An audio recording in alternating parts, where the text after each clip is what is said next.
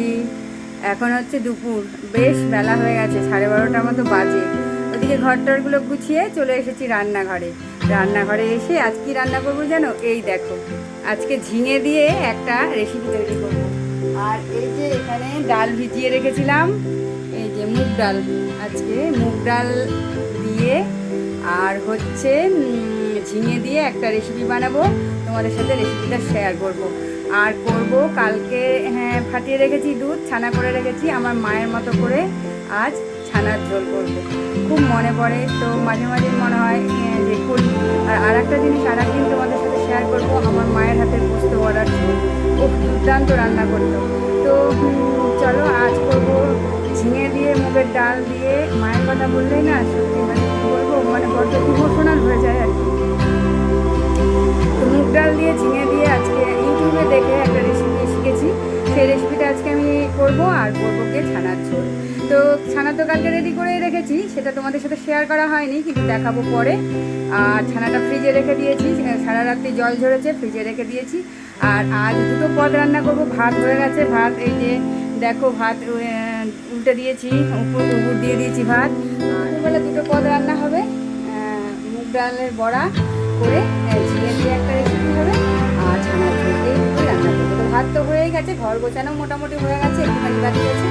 তো এখন হচ্ছে চলো রেসিপিটা রেডি করি। স্নান টান পুজো সব হয়ে গেছে। তুতান স্কুলে গেছে, বাবা গেছে অনেক বড়ো বড়ো হয়ে গেছে, তো চলো ঘরে এখন আমি আমার মতো করে রান্না বাড়ি কাজকর্ম করছি সব ধীরে ধীরে। আর চলো রেসিপিটা তোমাদের সাথে শেয়ার করি। দেখো ঝিঙে, আর কিছুটা ঝিঙে কাটতে কাটতে মনে হলো যে না, তোমাদের সাথে প্রথম থেকেই আজ শেয়ার করি। তো আমার চাকুর থেকে ভালো লাগে বটি, আমি বটিতেই বেশি তরকারি কাটি।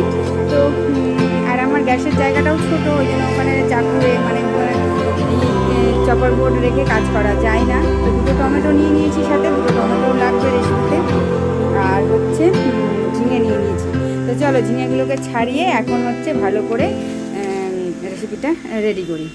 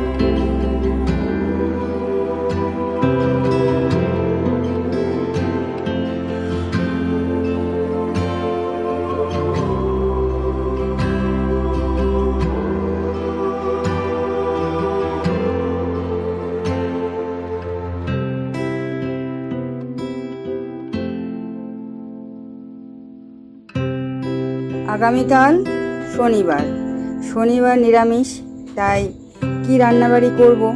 তো সব সময় ওই পনির কিনে এনে, পনির একদম বাজে লাগছে খেতে, তো বাড়িতেই করে নিলাম ছানা। আর এটা হচ্ছে 3 কেজি দুধ নিয়েছি, 3 কেজি দুধের ছানা করে নিয়েছি। এখন ছানাটা জলটা ঠান্ডা হয়েছে কিছুটা, এখন ছেঁকে সারা রাত্রি ঝুলিয়ে রেখে দেবো। আর সকালবেলা এটাকে রান্না করব। কালকে শনিবার নিরামিষ, তো এই যে ছানার ঝোল করব। আমার মায়ের ছানার ঝোল, আমার মা ঠাকুমা ছানার ঝোল করতো। এখন তো সব দোকানে কিনে আনা পনির, তো আমার মায়ের হাতের সেই ছানার ঝোল, সেটা আগামীকাল আমি করব। তো চলো এই যে ছানাটাকে ছেঁকে ঝুলিয়ে রেখে দিই। আমার মা যে পদ্ধতিতে করতো আর কি, আমরাও সেই পদ্ধতিতেই করি, ওটাই শিখেছি মায়ের কাছ থেকে। তো এটাকে এখন জলটাকে এখন মানে ছাঁকবো, ছানাটাকে ছেঁকে জল ঝরতে দেবো। জল ঝরতে দিয়ে সারা রাত্রি টাঙিয়ে রেখে দেবো। তো চলো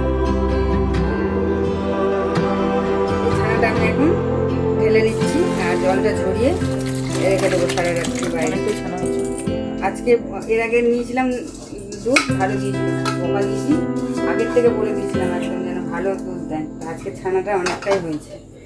দেখা যাক, এখন এটাকে এখন ভালো করে একটু জল দিয়ে ধুতে হবে। তাহলে এই যে টক ভাবটা চলে যায়। আর এরকম রেখে দিলে টক হয়ে যায়। এগুলো সব আমাদের মায়ের কাছ থেকে শেখা, আমার মা এইভাবেই করতো। ভালো করে জল দিয়ে ধুয়ে নেব, জল দিয়ে ধুয়ে তারপরে এটাকে ঝুলিয়ে দেবো।